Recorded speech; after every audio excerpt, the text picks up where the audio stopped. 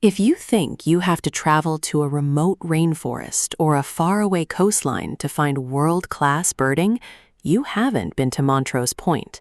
This tiny sliver of wilderness tucked inside one of America's largest cities punches so far above its weight that it regularly ranks among the top 10 birding hotspots in the entire country.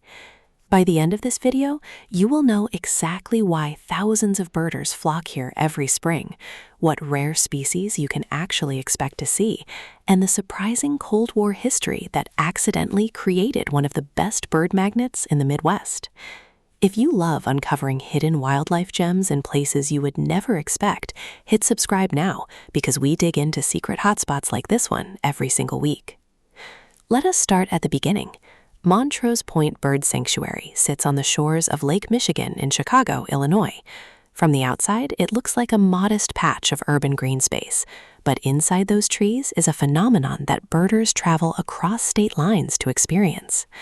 We made the drive down from Wisconsin on a spring morning, and even with Chicago traffic pushing us nearly an hour and a half behind schedule, we could tell within minutes of stepping out of the car that this place was different.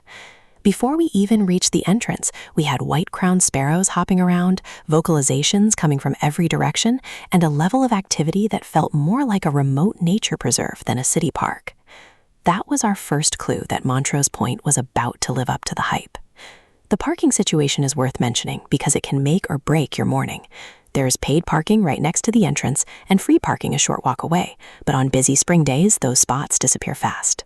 We parked about a 2-minute walkout and considered ourselves lucky. If you plan to visit during peak migration, arrive early or be prepared to walk a little further. Once you are inside, the habitat diversity hits you immediately. Montrose Point is not just one type of environment. It has dense forest, open sandy dunes, lakefront shoreline, grassy lawns, and the famous Magic Hedge. That variety of habitats in such a compact area is exactly why so many different bird species show up here. They do not all want the same thing, and Montrose gives them almost everything they need in one small location. Now here is where the story gets really interesting. The Magic Hedge, which is the core of the sanctuary, was not designed by conservationists. It was an accident. Back in the middle of the 20th century, Montrose Point was a Nike missile site. Yes, that Montrose Point was a Cold War military installation armed with anti-aircraft missiles aimed at Soviet bombers. When the soldiers were stationed here, they planted honeysuckle bushes and other vegetation around the base. The site was decommissioned in the late 1970s or early 1980s, and then it sat abandoned for roughly 20 years. During that time, the honeysuckle and other plants grew wild and dense, creating a thick, tangled hedge that birds absolutely love. Birders eventually discovered that this overgrown military site was pulling in migrants by the hundreds. That accidental hedge became the Magic Hedge, one of the most famous migrant traps in the entire Midwest. If you miss that story, you miss the real reason this place matters. It is not just a good birding spot. It is a case study in how human disruption and neglect can accidentally create something that nature thrives in. We met up with a local crew who knew the sanctuary inside and out. Margie, Katie, and Cole showed us around and helped us navigate the different zones. Their first mission was to find the rarest bird currently hanging out at Montrose, a burrowing owl. Burrowing owls belong in the open grasslands of the western United States, not on a beach in Chicago. But this particular owl had been hanging around the Montrose Beach Dunes natural area for over a month.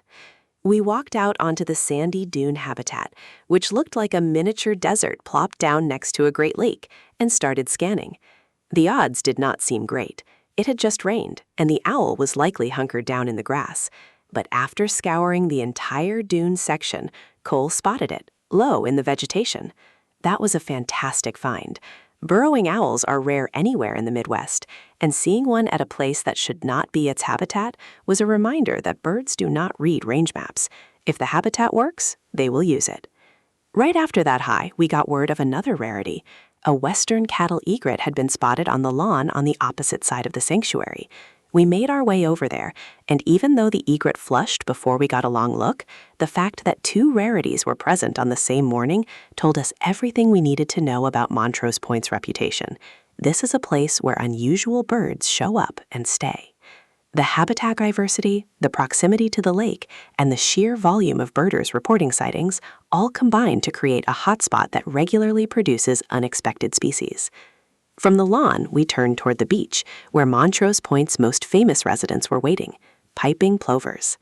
These small, pale shorebirds are listed as endangered in the Great Lakes region, and their population is fragile enough that every nesting pair is tracked, banded, named, and adored by the city of Chicago.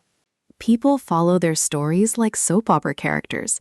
They celebrate when the plovers return each spring and worry when storms threaten the nests. Walking onto the beach, we could see the fenced-off sections designed to protect the nesting areas from humans and off-leash dogs.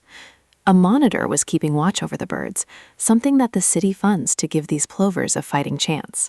We spotted one piping plover preening on the sand just outside the fencing and several more inside the protected zone. Seeing them in person, you understand the obsession. They are small, round, and move with a quiet dignity that makes you want to protect them. The Great Lakes Piping Plover Recovery Effort is one of the most intensive conservation programs for any bird species in the country, and Montrose Point is one of the core sites where that work happens. After soaking in the plovers, we headed back to the lawn where the cattle egret had returned. Cole scored a state bird, which was exciting, even if it was not technically a lifer. By this point, we were feeling good. Burrowing owl, piping plovers, Western Cattle Egret, and a constant stream of warblers, sparrows, and other migrants moving through the trees. We had been there for hours and still had not covered the entire sanctuary. Next, we dove into the Magic Hedge itself. Walking through that dense tunnel of bushes and trees felt like stepping into a different world. The noise of the city faded, and the only sounds were bird calls and the footsteps of other birders on the path. Margie pointed out that the Park Service turns on water features in certain sections to attract more birds. It clearly works. Sparrows were everywhere, hopping around the edges of the paths, and many of them showed almost no fear of humans. That is another unique characteristic of Montrose Point. Because people have been feeding the birds here for years, many of the resident species have learned that humans need food. Chickadees, cardinals, woodpeckers, and even brown-headed cowbirds will get close enough to land on your hand if you are patient. That level of habituation is rare in most birding locations, but at Montrose it is part of the experience. We kept moving through the different habitat zones, emerging at the lakefront for a stunning view of the Chicago skyline. The sun was coming out, and the warbler activity had slowed a bit from the early morning frenzy. But even a slow day at Montrose Point is better than a good day at most other spots. We kept hearing reports of rarities through the birder grapevine, which is another reason this place works so well.